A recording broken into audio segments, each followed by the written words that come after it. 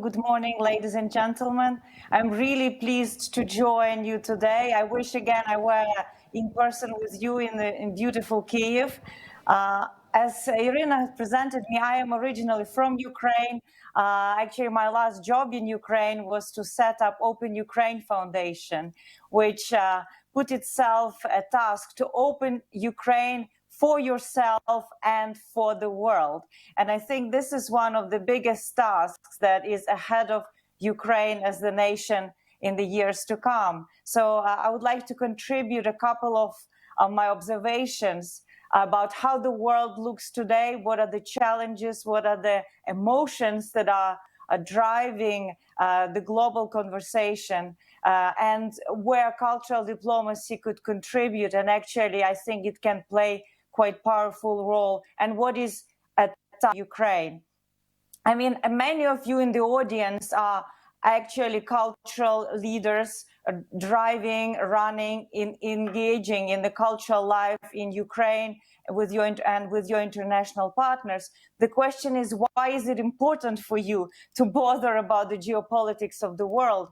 And I think there are a few reasons why, and some of them, it actually connects to what Nick was saying in the previous presentation about what is the relevance, what are the answers that people are searching to provide answers, what kind of anxieties and worries are now around the world, and how can Ukraine be part of the global conversations? So hopefully some of this information that I will share with you will be useful.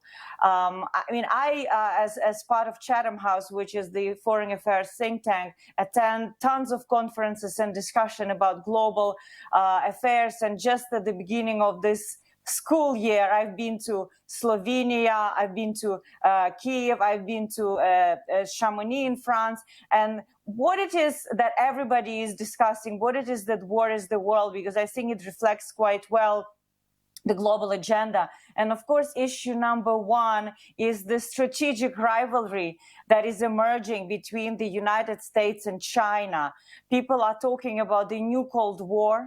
And of course, in our region, the Cold War is linked with the memory of the Soviet Union, the more recent aggression of Russia and Russia's desire to reinstate either the USSR or the Russian Empire, but the globe is now facing this rivalry between the United States and China. US is showing quite strong resolve to challenge Chinese expansion around the world, and we have seen just more recent last week alignment between Australia, UK and United States to provide nuclear submarines to Australia to be able to deter China's expansion in the South China Sea. So US is making a lot of serious unilateral steps. And when I mean unilateral, I mean without a lot of consultation with its European allies in the European Union or even within NATO. And we have seen last week a quite strong attitude from the part of France that even recalled its ambassador from the United States because of that unilateral decision of the United States to foster this military alliance that I speak about. And in this rivalry, I would say European Union, which Ukraine and this region attempts to integrate, looks a bit like a bystander in comparison and seems ill-equipped for this geopolitical competition I'm talking about and this new context. And this rivalry with China is, of course, revealed in high economic expansion of China that is soon going to overcome United States, but also in the technological race. It's race about superiority of technology between United States and China and who will develop the best AI, nanocomputers, and other technologies that will define our tomorrow. So this is one challenge. Another one, we see the competition and the rivalry between autocracies and liberal democracies. And this is very relevant for Ukraine because people are speaking now about the emerging possible Biden doctrine, where United States will align itself with countries aiming to be or are already liberal democracies and enable them to strengthen their democracies, to be able to protect this world rule-based global order.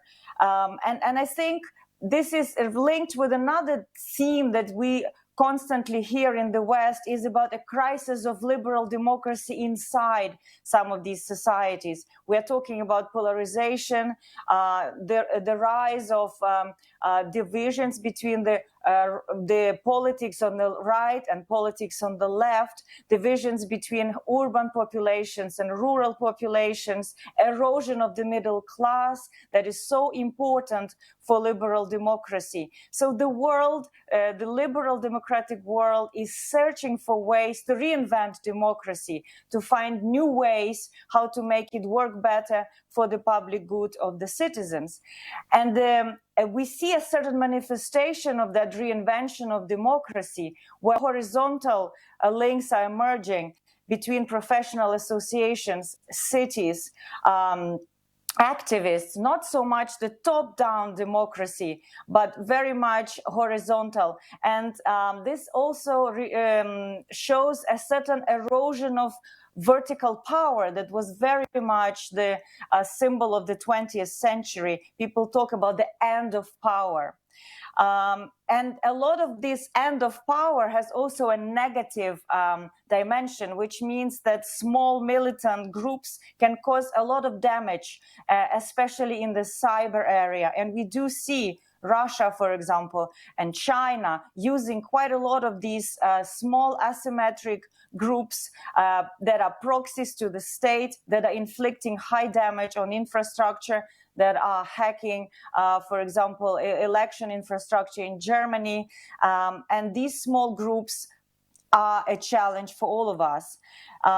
For Ukraine, of course, in particular, and not only for Ukraine, we see it for Belarus and for Moldova and for Georgia, Russia and its resurgent politics of desire to recreate, I would more argue, Russian imperial tradition that even the Soviet tradition is a real challenge in the geopolitical context. And it also means that Russia is fighting this war of attrition against Ukraine, and checking both the resolve of Ukraine, Ukraine's endurance, and the strength of this international alliance that Ukraine is building with the G7 countries, with the European Union, with the United States. So you see there are a lot of pressures coming around these competitions, but there is, of course, the largest anxiety that the world lives right now and talks about, it's climate. And there are a lot of fears, especially among the young generations, about the future of the planet. And it is a generation anxiety because they feel that these challenges are too overwhelming, and the generation of my age and older are not making enough progress. So the green transition and climate change is in a way one of the main themes where I believe the future integration and cooperation between societies, states, independent actors will be taking place. So what does all of this mean for Ukraine? It's a quite complex, interconnected, disruptive world. I think Ukraine has one of the largest challenges because it is one of the least known and misunderstood societies in Europe. There are a lot of negative perceptions and not very good headlines. I remember one of the most appealing headline I've seen 5 years ago. It was in Vogue Ukraine, in Vogue, which said "Connaissez-vous le vyshyvanka?" And that captured my attention because I thought this is the kind of questions that we want to see in the major publications, be it fashion or literature. Connaissez-vous l'Ukraine? Do you know Ukraine? And Ukraine has a challenge of revealing itself on this mental and cultural map of Europe. What Ukraine has to achieve through, I believe, cultural diplomacy and its soft power is to make Ukraine part of Europe, not just geographically, which obviously it is, but also mentally, culturally. Ukraine has to create new associations with what it is, because right now, if you mention Ukraine in the West, people would talk about Chernobyl, they would talk about corruption, they would talk about human trafficking, they would talk about maybe war with Russia. So some of these associations Ukraine has to really address and change. So Ukraine also, in a way, has emerged after the collapse of the Soviet Union as rather weak state. And there are plenty of reasons for this weakness. So I think the challenge of today's generation of policymakers, cultural leaders, is to prove Ukraine's agency, to be able to drive the agenda around Ukraine, and to be able to have a conversation and plug in to some of these narratives that Nick previously was saying is so important for cultural diplomacy. So Ukraine is right now facing itself in a position not just between Russia and the European Union, but also between China and United States. And this is a serious challenge for Ukraine, how it will align itself in this struggle, because China is #1 trade partner of Ukraine. European Union, of course, is providing deep and comprehensive free trade agreement and association agreement, but there's no clear offer of membership. So there will be a period between now and whenever this membership will become reality of really navigating in this world of tectonic shifts that are taking place around Ukraine. And as I've said, Ukraine faces the existential challenge of Russia, which it cannot really win just by military and diplomatic solutions. I think Ukraine needs strong cultural component, which is an asymmetric approach. Because Russia is much stronger militarily, it's a nuclear power, and Russia in a way also projects a quite strong soft power globally, and it kind of overshadows many of Ukraine's initiatives that are still seen in a certain sphere of influence of Russian culture. So decoupling that is very important for Ukraine. And why I believe that this asymmetric response of culture is so important, because I think that culture in this world of global disturbances is a very effective tool. Ukraine emerged from the rubble of the collapse of the Soviet Union and post-Chernobyl in a quite traumatized society. I think this conversation inside Ukraine about what Ukraine went through in the 20th century, if this conversation is honest and safe, could help Ukraine overcome this trauma and actually contribute this experience to some other societies who went through also difficulties.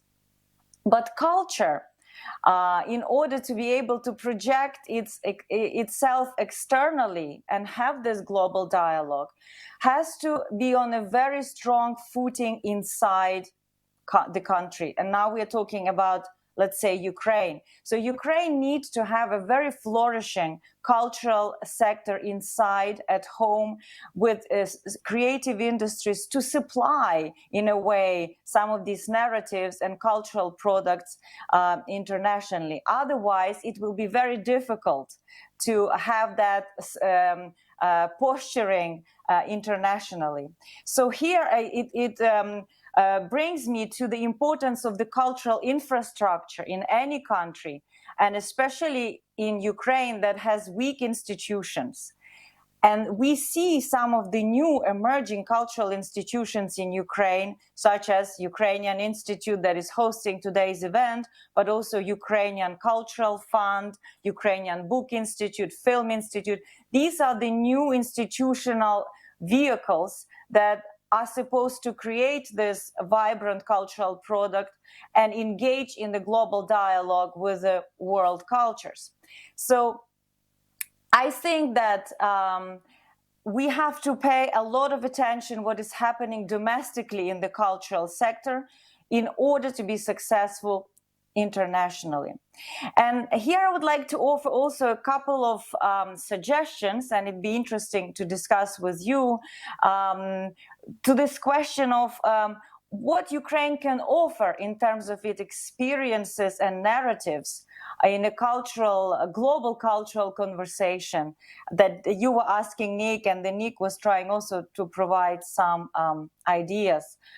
I think Ukraine is interesting for the world, especially now when the world is in a certain shake-up and disarray, because Ukraine throughout its history has always been the frontline state where there was a certain clash between the Eastern, more despotic vision of construction of societies and more liberal, more pluralistic culture of Western Europe. So Ukraine has managed in a way to integrate some of these two traditions, and as a frontier is a quite inclusive society with so many different ethnicities living together in peace, being able to develop their cultural products and being able to include their identity as part of civic identity of Ukraine. And I think the modern process that is taking place in Ukraine since Euromaidan, since Russian aggression, around Ukraine's national identity is very important conversation, because right now in the West, a lot of societies, including society I live with in United Kingdom, feels threatened by the other, by the immigrants, and they feel that this will undermine their own identity. So having a conversation around the issue of what it means to have a civic identity and how do you in a society cohabitate by respecting the identity of the other is something that I do believe will resonate very well in the world, and Ukraine has something to say. I think I've mentioned Ukraine's experience with the trauma of the 20th century. And I think the work Ukraine is doing right now around its collective memory and assessing its history by not denying some painful moments in its history, compared to, again, what Russia does by simply varnishing the difficult past and not working at all on de-Sovietize its history and collective memory.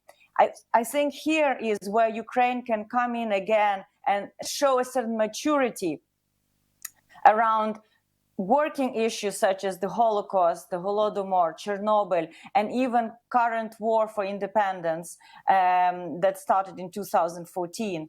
So this actually could all be combined under the umbrella of resilience. And this is what Ukraine brings, is this experience of persevering against difficulties, but also using crises as a way to recreate itself into a modern and civic nation. So this narrative of resilience, I think, could be very relevant for many nations. And finally, I think if we are talking about the more horizontal world and the role that individuals, actors, activists, cultural leaders play, Ukraine is definitely a society that is horizontal, where we see civil society flourishing at the city level, at the oblast level, at the regional level. And this civil society actually reaches out a lot internationally and is doing a lot of work to project Ukraine's soft power. If you ask people around the world, honestly, they have doubt about top Ukrainian politics. They still, give a benefit of doubt, but they are always sure that where hope comes for Ukraine, it's from its vibrant civil society. And I think this is also Ukraine's soft power, the civil society, the quality of it, including in the cultural sector. So Ukraine, I think, could bring a lot of hopeful narratives to the world cultural stage, because Ukrainians as citizens overall are more hopeful. There was a recent public opinion poll, and we do see that Ukrainians are tired optimists, as it was called. They do believe that their children will be better off, in contrast to opinions in Western Europe, where parents think that their children will be worse off. So Ukraine could bring this hopeful emotion to the world that is in such a big deficit right now. So, and now to finish, because I want to have, if possible, a few, questions and conversation with you about some of the principles of the way I would see guiding principles of cultural diplomacy, be it for Ukraine or any other country. I think it's important to understand that the world will only accept Ukraine or any other society if it's modern. And this modernity means, in a way today, the value of freedom and equality, the importance of critical thinking, especially when we are so much surrounded by disinformation and attack on the truth. The capacity of culture is actually so important here because it provokes critical thinking in the audiences. And I think really the principle of modernity means that cultural sector is not an arm of the state. Cultural sector is an independent sector that has a freedom to create. And this is, again, is quite different to what Russia does with its cultural diplomacy, where culture is really a tool, an instrument of the foreign policy and the state. So some of the other principles, I think, that could help with cultural diplomacy in modern days is to have some of these institutions of cultural diplomacy as enablers of exchange, that they are not themselves simply producing exhibitions or theater, commissioning theater. They have to enable this horizontal exchange where co-creation with Western cultural institutions is possible. Because I think the value of culture is exactly in serving a mirror to the society where the other provides a reflection on each other. And I know from my conversations here, for example, in London, that there are people interested in looking at Ukrainian museums, the archives, and co-creating some of the exhibitions in incorporating some of these narratives that I've spoken previously. So, and final principle, I think, which comes back to this article in the Vogue magazine, Konesevulyo Vyshivanka, is about creative industries. To scale soft power and cultural diplomacy, countries have to enable their cultural industries at home. I mean, in case of Ukraine, I don't have the most recent data, but in 2014, cultural industry was contributing roughly 4% of the GDP, and that includes film, fashion, photography, production, PR, theater. So I think it will only be able to reach the European markets, which is exactly what we want. We want Ukraine, your culture, to be on the European market and on the European map. We need to have cultural industries working well, financed well, and having freedom to operate. So just to finish, I think as Ukraine was celebrating the 30th anniversary of its independence this August, I think in a way, after the collapse of the Soviet Union, the world is only now revealing in its new quality. I think that over the last 3 decades, there was a lot of wishful thinking about how this post-Cold War order will look like, especially vis-a-vis where Russia will go. And we do see that Russia in our region chooses the past, chooses the narratives of the past, whereas Ukraine clearly is choosing the future. And I think this future of Ukraine and countries in the region will be only successful under the circumstances that cultural sectors of these societies will be able to appear on the global stage and really contribute its voice to what it means to be a frontier and what it means to be Eastern Europe. Thank you very much. Thank you, Orysia. Thank you very much. Can you hear me? Orysia, hi. This is Volodya. Hi. Thank you very much for joining us today and for this insightful and rich presentation. We have some 15 minutes for questions and answers, and I just wanted to sort of bounce back a few of the arguments that you presented just now. You spoke a lot about sort of the current perceptions of Ukraine internationally and our, the country's sort of place in the global order and on mental maps of various populations and audience segments. I just wanted to refer quickly to a perception research of Ukraine that we did last year across 7 countries, including the US, France, Germany, Poland, Turkey, and Japan. And one of the biggest sort of revelations to us from that research was a huge perception gap between how Ukraine sees itself and how the world sees Ukraine, and how we think we are important to the world and known to the world, and the entirely different reality that exists elsewhere. What is your realistic estimate of the Ukraine's place on the world map and Ukraine's place in mental maps of people who influence or shape policies about Ukraine? Are we not overestimating ourselves in that respect? I think it's absolutely normal. Look at how the Brits overestimate themselves. I think it's, in a way, could be, in case of Ukraine, a sign of confidence, which Ukraine needs very much. Of course, just having this overconfidence could be damaging if Ukraine stays closed in its own juices. That's why it's so important to open Ukraine to these reflections, and that's why it's so important that Ukraine sees itself in a mirror. And if you want, our small contribution in Chatham House is having Ukraine Forum, where we are trying to kind of flash back towards Ukraine, how Ukraine is perceived in the West. And we have an interesting publication on cultural revival and social transformation that our audiences can read both in English and in Ukrainian. I think where Ukraine comes in a current discourse among the policymakers is, of course, in its confrontation with Russia.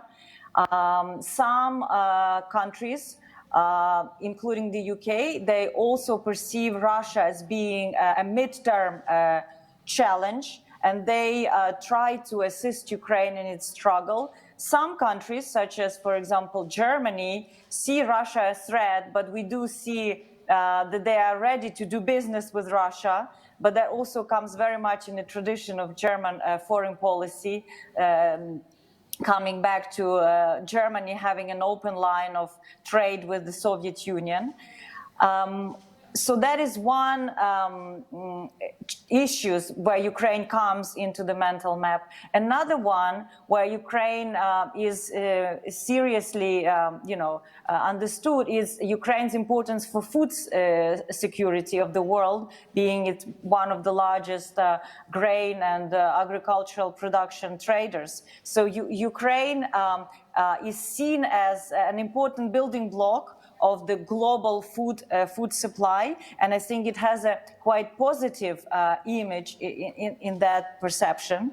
But also, I think the West would like to see Ukraine. Genuinely, I believe people empathize with Ukraine and would like to see Ukraine succeed in really building institutions, because this is one of the markers of being part of Europe. As I said, it's not just about geography, it's about building open access world with a level playing field, for agriculture and for culture. So I think that this is one of the narratives and issues where current policymakers, media really follow. And yesterday's shooting of Mr. Shafir in outside of Kiev was the headline news on BBC. So in a way, the West is asking itself, what does that mean about Ukrainian society if incidents like that happen? And they're waiting to hear an answer from Ukraine. And this answer should be more reform. Thank you, Orysia. I wanted to also sort of dive a little bit deeper into the cultural dimension of Ukraine's representation in the world. And you rightfully argued that we are not able to compete directly with Russia in terms of our soft power and their soft power, and the investment Russia has been making in cultural diplomacy, in soft power, in its cultural image internationally for decades is incomparable to what Ukraine can afford at the moment, or will be able to afford in a short term, and that asymmetric response is a really strong, I think, message, which I wanted you to unpack a little bit more. So with that asymmetry in resources and capacity, you mentioned some of the kind of messages or USPs that Ukraine is indeed strong at or can be relevant to the world with. But how does that asymmetry really work to be effective, efficient, and visible? Yeah, it's a very good question, and I think that Ukraine's soft power comes in a way of having a capacity to charm, because whoever comes to Kiev always says that this is not what I have expected to see. So where we are at this stage after the 30 years of independence, that very few people, including in the cultural sector, including students, including some of the people who have free time on their hands, actually come to Ukraine. But once they do come to Ukraine, once they meet up Ukrainian character, which is a very important part of being open, of Ukraine's identity, then the virtuous cycle starts working. That's why I think tourism is a very important backbone of soft power and cultural diplomacy, because it opens up a country for exploration, and we have to allow our Western partners, be it from Poland or South Korea, to be able to explore Ukraine and with their eye to see what is interesting in Ukrainian culture for their societies. That is why I think Ukraine can set up programs that are not so expensive as whenever Russian oligarchs dump lots of money on Tate Britain and set up the whole Blavatnik wing or other things. That is, of course, tempting to these Western institutions, and they do it, but I don't think this actually creates a human connection, because it's just a sign on the wall. What Ukraine has to do is to create this human connection.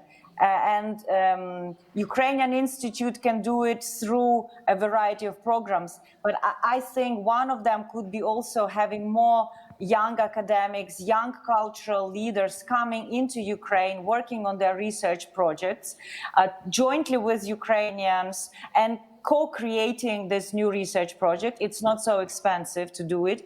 I think what Ukrainian Cultural Fund is doing, seeding local cultural projects, could be a good supply chain, so to say, for Western partners to come and see some of these projects and perhaps bring them then again to the West. I think working on these horizontal linkages, it would be very, very important. And I think Ukraine, as I said, has some of these elements of modernity that countries like Russia doesn't have. Russia is very hierarchical. It doesn't allow so much freedom of expression externally, and that is to a certain degree not so interesting, if you know what I mean. So I think Ukraine really has a competitive advantage, and this cultural dialogue, interaction is so important to understand. It will drive European integration. We are missing a lot in our relations with the European Union, with the cultural sector, that is in a way stopping our political integration. I read an article, an excellent article actually in New York Times just 2 days ago, and this to reinforce what you've just said, Orysia.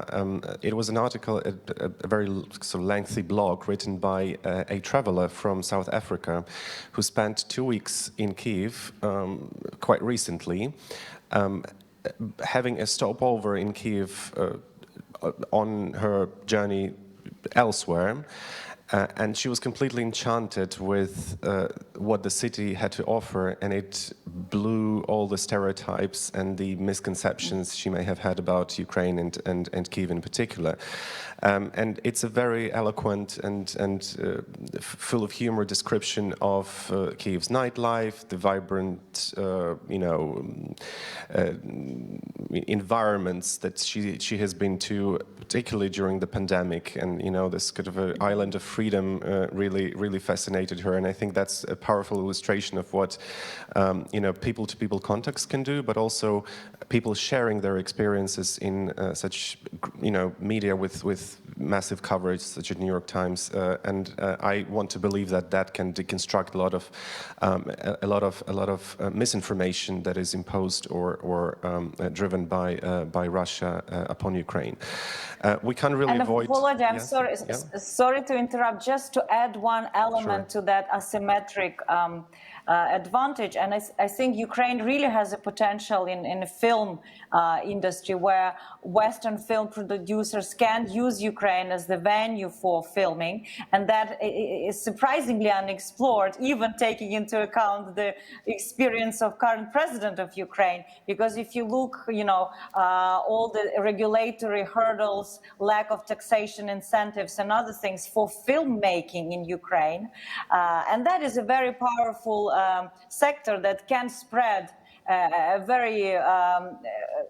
can be this conductor of also Ukraine's soft power if more films are being made in Ukraine, not just by Ukrainian filmmakers, which is also very important, and we see a revival of that. But I think Ukraine has to do much more to attract Ukraine as the venue for filmmaking globally, and it has good prices. It just has to fix some of its financing instruments and regulatory environment. Orysia, maybe we can link that to a recent report published by Chatham House about 16 myths and misconceptions about Russia, which is an excellent read. I really recommend everyone to take a look. And it says in the summary, right, that a lot of these myths have been installed in minds of so many decision makers historically, who have been traditionally operating in Western governance models and try to sort of frame Russia into their mindset, which doesn't really work, or people have had previous experiences with Russia in terms of education, work, or friends, so they have a personal sentiment towards the country. And the report discusses a lot of outcomes of misinformation and deliberate efforts of Russia to sort of change and distort foreign policies towards itself. Can you share your views on how important is it to work with decision makers and elites through cultural diplomacy? Because in Ukraine we have had a debate, which probably a lot of countries have as well, whether cultural diplomacy should target wider audiences, regular people out there, or we should work more with decision makers, elites, people who form policies or shape policies. A lot of that work will be invisible or less visible, but more systemic in longer term. How do you think that could work based on the findings of that excellent report? Well, thank you, Volodya, for mentioning this report. It was indeed quite a substantive collaborative work of 16 authors at Chatham House, where we picked up some of these more pervasive misconceptions that we hear from our co-panelists at different conferences and policymakers. I think the three most important misconceptions that are relevant for our region and for Ukraine in particular. It's one, that Russia deserves a certain sphere of influence in order to feel secure and for Europe to be secure. That means limited sovereignty of countries like Ukraine. The second one is that NATO enlargement was a trigger for war in Georgia and Ukraine, and that NATO promised not to enlarge. And the third one is that Crimea was always Russian, and in a way, the populations there supported the annexation, so let's turn the page. And we've decided to produce this publication because I think it keeps us very much from developing a viable policy towards Russia and also towards countries like Ukraine, Moldova, and Georgia. It was received quite well in some circles, especially some of the more, members of European Parliament who said that these 10 recommendations of dealing with Russia should really be like 10 commandments. And in the gist, what Chatham House is saying, let's have an honest conversation with Russia, accepting that Russia and the West are working towards different outcomes in the region. Russia wants to, undermine Ukraine. The West wants to strengthen Ukraine. But here I would like to connect to what you're asking me. Why is it important for Ukraine and where Ukraine should invest its resources? I think both. I mean, if you ask me, it's all about the format. You can have a cultural product such as, for example, a translation of Amadoka by Sofia Andruchovich, and this could be, a product for any reader who wants to buy a book. But you can also run a series of discussions for, let's say, policymakers, more opinion makers, where a more select group of people who directly influence politics will try to understand how, for example, this collective trauma of the past influences Ukraine's reforms. Something that I'm not sure they are used to discussing, and something that a writer can bring to this table. So I would say that we should not exclude one of the other, and really do a bit of a precision strategy depending on the country and depending on the audience we are trying to have a conversation with. Thank you very much, Orysia. We're almost out of time for this session. We can take a question from the audience if there are any. So please raise your hands if you want to ask Orysia a question. If not, I will conclude with one, and it concerns the past. We talked a lot about Ukraine's traumas and Ukraine's experiences, difficult experiences of the past, which we can't really sort of put aside, before being able sort of to move on. I think that few countries do it in their cultural diplomacy. I mean, talk that much about their past and their traumas and their experiences of the past, rather than sort of looking forward and can be more optimistic about the future. Do you think is that a problem, or is that a necessary step that Ukraine has to take, not having been able to resolve a lot of its issues of the past within, kind of the public consensus? Yeah, I think it is a serious issue for Ukraine, and I think that Overcoming History is the new book by Ukrainian historian Yaroslav Hrytsak. I think it's a question of how Ukraine how Ukraine understands its history, doesn't deny it, but doesn't feel like it's a trap.